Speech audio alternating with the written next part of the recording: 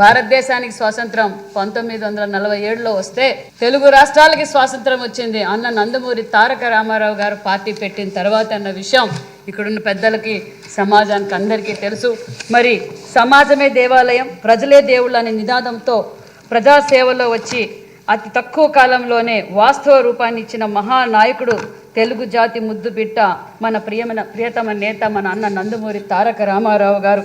ఈ రాష్ట్రంలో సంక్షేమ పథకాలకు ఆద్యుడు అన్న ఎన్టీఆర్ గారు. అలాగే సమాజంలో సగభాగమైన బీసీలకు రాజ్యాధికారికాన్ని అందించి బీసీలకు అన్ని రంగాల్లోనూ పెద్ద సంఖ్యలో అవకాశం కల్పించి వారికి నిజమైన ఎదుగుదలకు నాంది పలికింది అన్న ఎన్టీఆర్.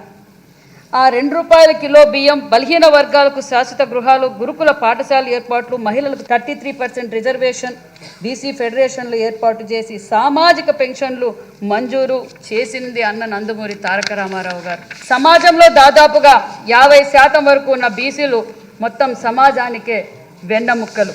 మరి రామారావు గారు తెలుగువారి ఆత్మగౌరవానికి ప్రతీక అయితే, మన సీఎం ముఖ్యమంత్రి చంద్రబాబు నాయుడు గారు తెలుగువారి ఆత్మవిశ్వాసానికి ఒక ఐకాన్ అనే చెప్పాలి.